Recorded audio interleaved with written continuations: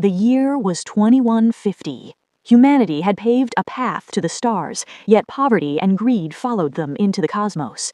In a desolate corner of the universe floated a mysterious orb known as the Green Moon. From a distance, it appeared like a lush paradise, but its beauty was a lethal deception. The environment was hostile. Instead of oxygen, the atmosphere teemed with invisible toxic dust and bacteria. A single breath without a helmet would liquefy a person's lungs in seconds. Deep within the forests of this poisonous moon, precious stones called auralac grew inside strange organic pods buried in the ground. These gems were so rare that a mere handful could erase the debt of 7 generations. In the deep silence of space, a massive ship hovered, carrying a dilapidated drop pod. Inside the cramped capsule, the tension was palpable. Damon, obsessed with the mission, scrutinized maps and coordinates, while his daughter, C, sat detached, writing with headphones on. "Take them off," Damon barked. "Focus, we're near the drop zone." As he tightened her suit straps, he reminded her, "This mission is everything. If we find that auralac, our debts are gone. Just never break your suit's seal. The air outside is death."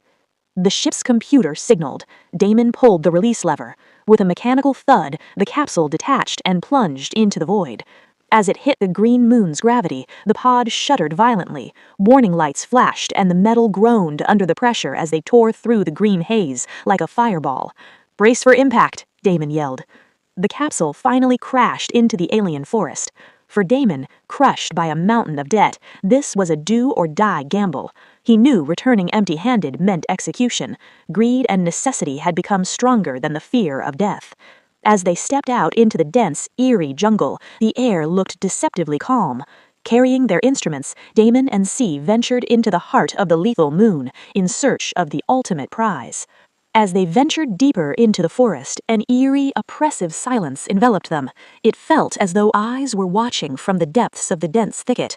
Soon they stumbled upon a gruesome sight, a rotting corpse inside a spacesuit.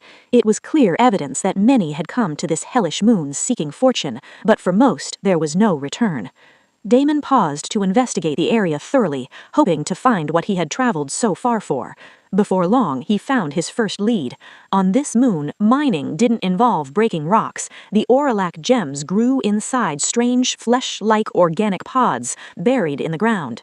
Damon began to cut into a pod with the precision of a surgeon, knowing a single mistake could ruin the gem's value. C watched intently as her father performed this grisly task, realizing that this dangerous work was their only key to freedom. The gem was fused tightly to the creature's veins and tissue. To avoid damaging it, Damon applied a specialized chemical that slowly melted the surrounding flesh. Reaching into the viscous mess, he pulled out a sticky layer, and after much struggle, finally extracted the precious stone. Damon told C the stone was worth about 10,000. C sighed of relief, thinking this would clear their debts, but Damon cut her off. He explained that 10,000 would barely cover their travel and equipment costs. "The interest on our debt is so high this money will vanish like water," he said. "We aren't here just to break even, we're here to get rich." Anxiety clouded C's face. She knew a massive retrieval ship was orbiting the moon and would pass over them at a fixed time. If her father's greed pushed them too deep into the jungle and missed the extraction window, the ship would leave. They would be abandoned to die slowly in this poisonous hell. A short while later, C wandered a small distance from their camp into the thick forest.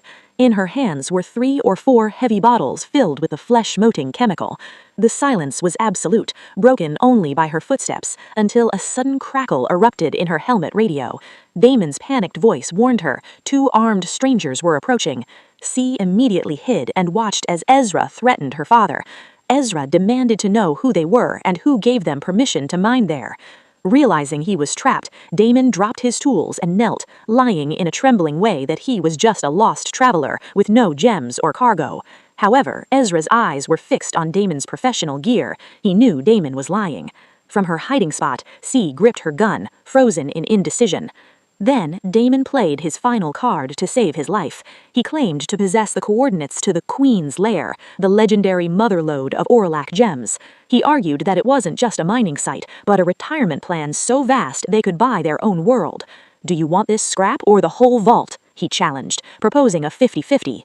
At the mention of the Queen's lair, Ezra's eyes flashed with greed. It was every prospector's dream. Ezra agreed to the partnership. As Damon gathered his things, he whispered a chilling instruction to C over the radio. Follow them, wait for his signal, and kill the leader with a single shot. He warned her there was no room for error. I understand, C replied, her voice steady despite her fear.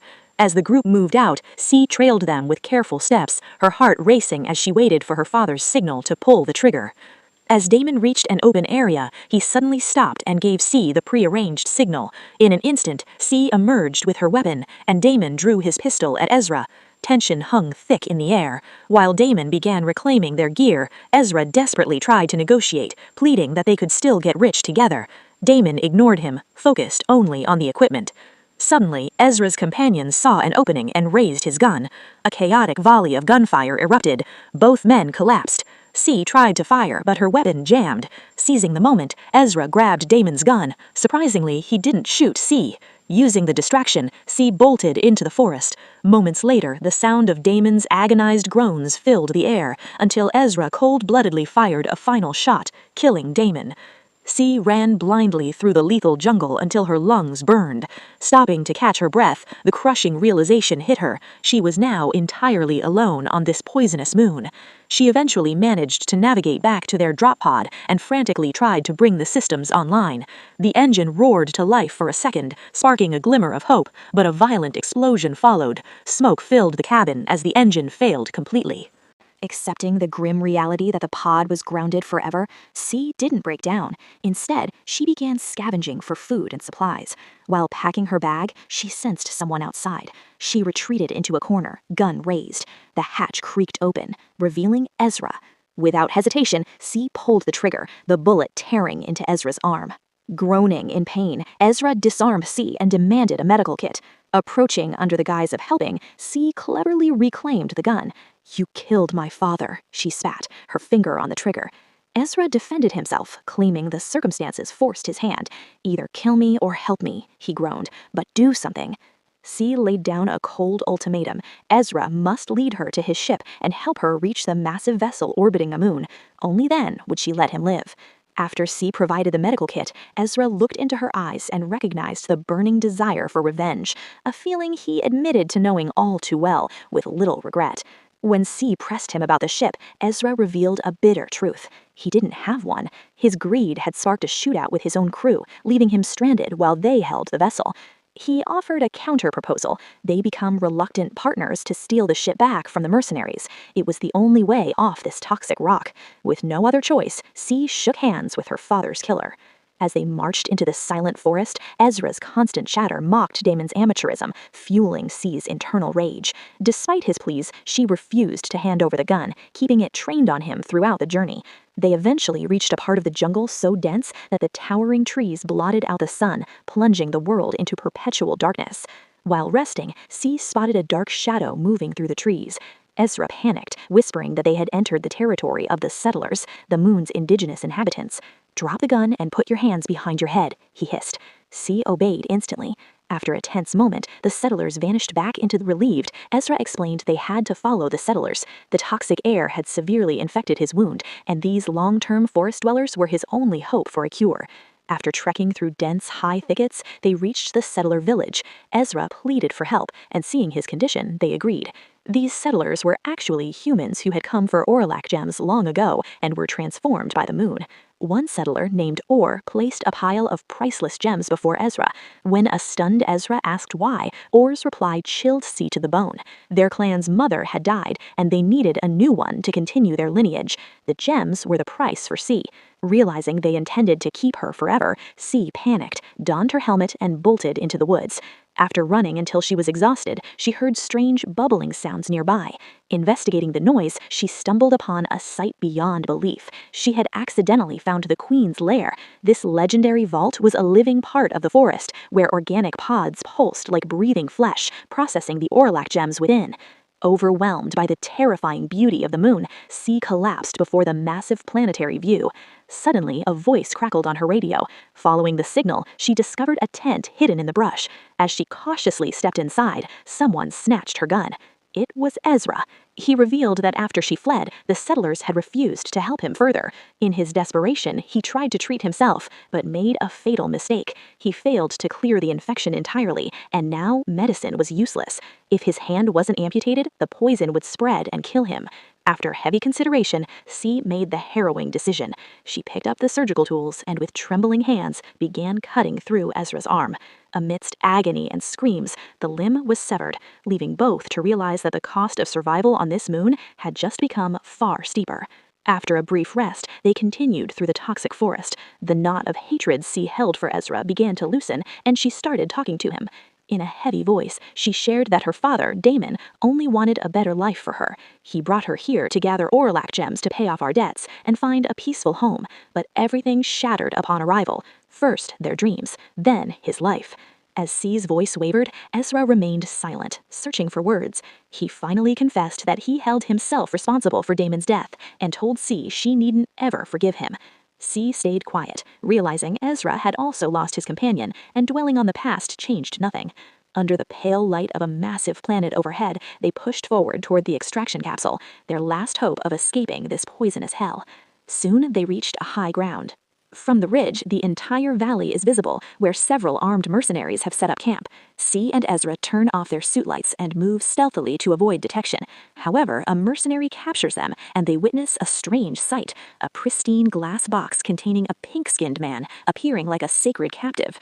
They realize these mercenaries aren't just miners, but are transporting this high-value individual like cargo, perhaps a religious leader or royalty being taken for a sacrifice. Sensing the danger, Ezra boldly enters the camp, posing as Damon. He knows the mercenaries have never seen Damon and only expect a contractor by that name. Their leader, Micken, confronts them about their lateness. Ezra blames the storm and sets a firm condition. They will help with the mining, only if they get a lift to the orbiting ship. When Micken refuses, citing weight limits, they argue technically about lightening the vessel. As threats are made, Ezra declares himself the gatekeeper who knows the treasure locations. He threatens that without them, no gems will be found. The gamble works. Micken agrees to dump secondary fuel to accommodate them and takes them to the site. At the mining area, Ezra attempts to extract a gem by pouring acid into a hole and reaching into the viscous organic matter. But Ezra lacks Damon's skill. He fumbles and the acid destroys the gem. C senses the situation spiraling. Ezra tries again, but his trembling fingers cause more acid to leak and ruin another stone. Losing patience, Micken draws his gun, accusing them of incompetence. C steps in, relying on the techniques her father taught her. The lives of both depend on her success, but under the immense pressure, she also fails. The acid incinerates the gem. As Micken turns to alert his crew of the deception, Ezra lunges at Micken, shoving his head into the acid-filled hole, killing him. The other mercenaries witness this and charge. Ezra tries to claim it was an accident, but no one believes him. C throws a chemical bottle into the pit, creating a toxic smokescreen, allowing them to flee into the forest under gunfire. A female soldier pursues them. Ezra suggests a plan where C distracts her so he can ambush him. Instead, C tackles the soldier. In the struggle, Ezra is impaled by a sharp object, but manages to overpower the woman, stabbing her neck until she dies. Bleeding heavily, Ezra urges C to take the gun and save herself. Refusing to abandon him, C treats his wounds and helps him to the extraction capsule. There, the mysterious pink-skinned man assists C, taking down the remaining enemies. Finally, C and Ezra board the extraction capsule, leaving the poisonous moon behind for space.